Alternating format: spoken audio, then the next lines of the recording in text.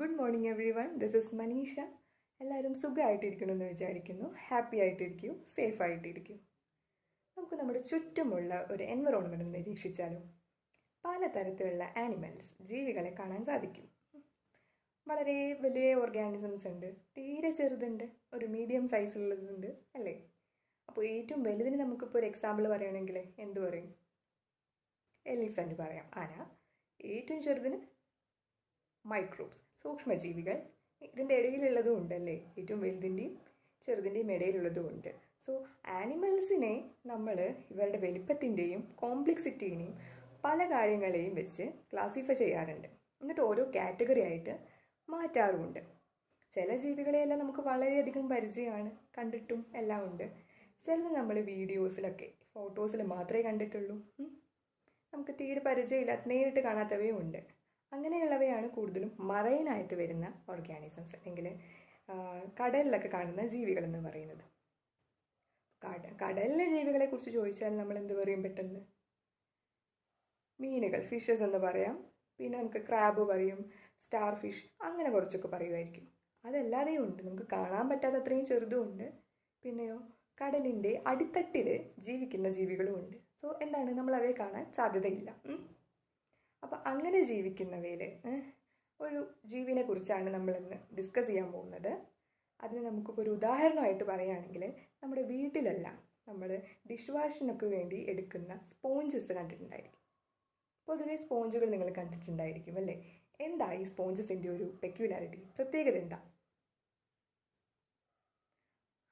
അവർക്ക് water absorb ചെയ്യാനുള്ള ഒരു കഴിവുണ്ടല്ലേ. നമ്മൾ എവിടെയെങ്കിലും വെച്ച് അതിനെ വാട്ടർ അബ്സോർബ് ചെയ്തെടുത്ത് നമ്മളതൊന്ന് പിഴിഞ്ഞെടുത്താൽ ആ വെള്ളം മുഴുവൻ പുറത്ത് വരുന്നത് കാണാം. അതിൻ്റെ ഒരു അപ്പിയറൻസ്, അതിൻ്റെ ഒരു സ്ട്രക്ചർ എങ്ങനെയാണ് ഈ സ്പോഞ്ചിൻ്റെ? നിറയെ ഹോൾസ് അല്ലെങ്കിൽ സുഷിരങ്ങളാണ് അതിന് മുകളിലെല്ലാം ഉള്ളതല്ലേ. സോ അതിലൂടെയാണ് ഈ വാട്ടറെല്ലാം ഉള്ളിലേക്ക് കടക്കുന്നത്. അപ്പോൾ ഈ സ്പോഞ്ചിനെ പോലെ തന്നെ സിമിലാരിറ്റി ഉള്ള, അതേപോലെ തന്നെയുള്ള ഒരു ജീവിയുണ്ട്. അത് മറൈനാണ്, കടലിലാണ് കാണുന്നത്. നമ്മളവയെ പൊതുവെ ഇതേപോലെ സ്പോഞ്ചസ് എന്ന് തന്നെയാണ് വിളിക്കുക. പക്ഷേ നമുക്കറിയാം, ഒരു സ്പോഞ്ച് എന്ന് പറയുന്നത് എത്ര സിമ്പിളായിട്ടുള്ള ഒരു സാധനമല്ലേ. അതിന് പ്രത്യേകിച്ച് കോംപ്ലക്സിറ്റി ഒന്നും പറയാനില്ല. അപ്പോൾ അതേപോലെയുള്ള ഒരു ജീവിയും വളരെ സിമ്പിളായിരിക്കും. സോ അങ്ങനത്തെ ഒരു ജീവിക്ക് ഏറ്റവും സിമ്പിളസ്റ്റ് ആയിട്ടുള്ള ഒരു ഓർഗനൈസേഷൻ ആയിരിക്കും ഉണ്ടായിരിക്കുക. അപ്പോൾ എന്തായിരിക്കും, നമ്മൾ ഈ ഡിഫറെൻറ്റ് കാറ്റഗറീസ് പറയുമ്പോൾ ഏറ്റവും സിമ്പിളായിട്ടുള്ള ആനിമൽസിൻ്റെ ഒരു കാറ്റഗറിയിലായിരിക്കും ഇവ വരിക. അത് നമ്മൾ ഫൈലാസ് ആണെന്നാണ് വിളിക്കുക. ഒരു 11 ഫൈലാസ് ഉണ്ട്. അതിൽ first ഫൈലയാണ് phylum Porifera. Phylum പോറിഫെറയുടെ characters എന്തൊക്കെയാണെന്ന് നമുക്കൊന്ന് നോക്കാം. അപ്പോൾ ഏറ്റവും സിമ്പിളായിട്ടായിരിക്കും ഇവയുടെ എല്ലാ കാര്യങ്ങളും ഉണ്ടായിരിക്കുക, മറ്റ് ഫൈലാസിനെ അപേക്ഷിച്ച്. അപ്പോൾ നമുക്ക് നോക്കാം, ഇവ എന്താണ്? മൾട്ടി സെല്ലുലാർ ആണ്, അല്ലേ? ഒരുപാട് സെൽസൊക്കെ ഇവർക്കുണ്ട്. ബട്ട് എന്താണ്? സെല്ലുലാർ ലെവൽ ഓഫ് ഓർഗനൈസേഷൻ ആണ്. ലെവൽസ് ഓഫ് ഓർഗനൈസേഷനിൽ ഏറ്റവും ബേസിക്കാണ്. ഒരു ഓർഗാനിസത്തിൻ്റെ ഏറ്റവും ബേസിക് ആയിട്ടുള്ള ഒരു സ്ട്രക്ചറൽ അലൈൻമെൻറ്റ് കാണിക്കുന്നതാണ് എന്ത്? സെല്ലുലാർ ലെവൽ ഓഫ് ഓർഗനൈസേഷൻ എന്ന് പറയുന്നത്. അപ്പോൾ എന്താ, അവിടെ സെൽസ് മാത്രമേ ഉള്ളൂ. നമുക്കറിയാം, സെൽസ് കൂടി ചേർന്നിട്ട് എന്തുണ്ടായിരിക്കും? സിമിലർ ഫങ്ഷൻ ചെയ്യുന്ന സെൽസ് എല്ലാം കൂടി ടിഷ്യൂസ് ഉണ്ടാവാം. ടിഷ്യൂസ് ചേർന്നിട്ടാണ് ഓർഗൻസ് ഉണ്ടാവുന്നത്. അപ്പോൾ എന്താ ചെയ്ത് ഓർഗൻ ലെവലായി ഓർഗൻസ്, ഒന്നിലധികം ഓർഗൻസ് കൂടി ചേർന്ന് ഓർഗൻ സിസ്റ്റം ഉണ്ടാകുന്നത്, അല്ലേ? പക്ഷെ അതൊക്കെ എന്താണ്, ഏറ്റവും ഹയസ്റ്റ് കോംപ്ലക്സ് ആയിട്ടുള്ള ആനിമൽസിലാണ് നമുക്ക് കാണാൻ പറ്റുക.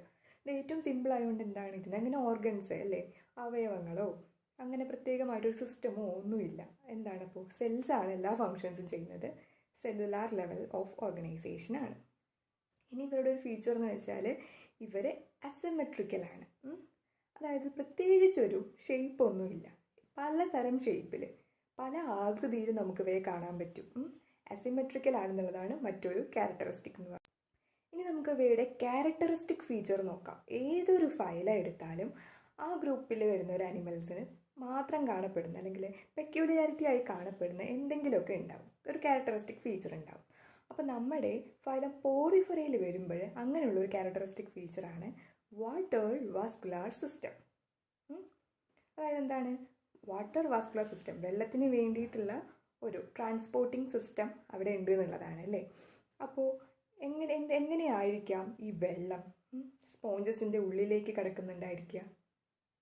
നമ്മുടെ വീട്ടിലെ സ്പോഞ്ചിൻ്റെ കാര്യം പറഞ്ഞല്ലേ, അതിന് പുറത്തെന്ത് ഒരുപാട് സുഷിരങ്ങളുണ്ട്.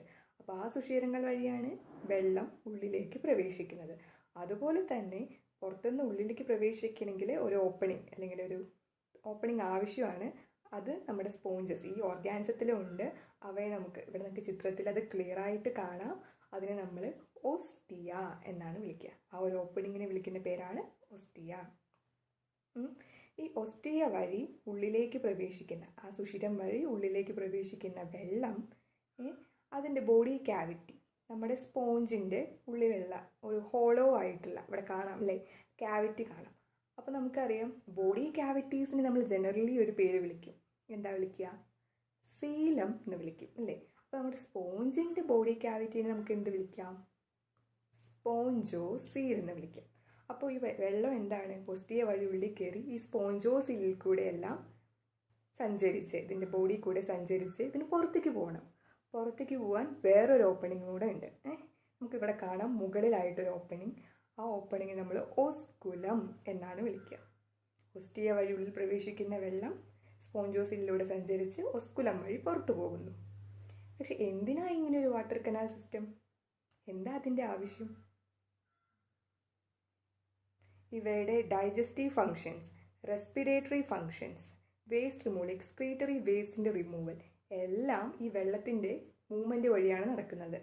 എന്തുകൊണ്ടാണ് അങ്ങനെ വന്നേ? ഇവയ്ക്ക് അതിന് വേണ്ടിയിട്ട് സ്പെഷ്യലൈസ്ഡ് ആയിട്ടുള്ള ഒരു ഡൈജസ്റ്റീവ് സിസ്റ്റം ഇല്ല, എക്സ്ക്രീറ്ററി സിസ്റ്റമോ റെസ്പിറേറ്ററി സിസ്റ്റമോ ഇല്ല. അപ്പോൾ എന്താണ്, ഇതെല്ലാം എങ്ങനെ തന്നെ ഈ വെള്ളം വഴി തന്നെ നടക്കണം. അപ്പോൾ എല്ലാത്തിനും ഒരൊറ്റ മീഡിയമേ ഉള്ളൂ, വാട്ടർ. അപ്പോൾ അതാണ് നമ്മുടെ വാട്ടർ കനാൽ സിസ്റ്റത്തിൻ്റെ ഒരു ഇമ്പോർട്ടൻസ് എന്ന് പറയുന്നത്. ക്ലിയർ ആണോ? ഇനി നമുക്കിതിൻ്റെ പിക്ചർ കാണുമ്പോൾ കാണാം എന്താണ്, സ്പോഞ്ചസിൻ്റെ പുറത്തെല്ലാം ഭയങ്കര സ്പൈക്ക് പോലെ, മുള്ള് പോലെ അല്ലേ, ഒരു സ്ട്രക്ചർ കാണാൻ പറ്റും. അതല്ലെങ്കിൽ പ്രൊട്ടക്ഷന് പോലെയുള്ള ഒരു സ്ട്രക്ചർ കാണാൻ പറ്റും. നമ്മളതിനെ സ്പൈക്യൂൾസ് എന്നാണ് ജനറലി വിളിക്കുക. അതും ഇവയുടെ ക്യാരക്ടറിസ്റ്റിക് ആയിട്ടുള്ള ഒരു ഫീച്ചറാണ്.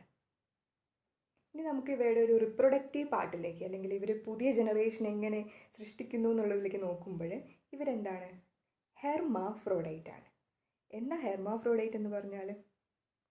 മെയിൽ ആൻഡ് ഫീമെയിൽ ഗാമീറ്റ്സ് അല്ലേ, സെയിം ഓർഗാൻസിൽ തന്നെ പ്രൊഡ്യൂസ് ചെയ്യുന്നു. അതായത് സെപ്പറേറ്റ് ആയിട്ടൊരു മെയിലിൻ്റെയും സെപ്പറേറ്റ് ആയിട്ടുള്ളൊരു ഫീമെയിലിൻ്റെയും ആവശ്യമില്ല. മെയിൽ ആൻഡ് ഫീമെയിൽ ആയിട്ട് ഒരൊറ്റ ഓർഗാനിസം തന്നെ മതി, ഹെർമാഫ്രോഡൈറ്റ്.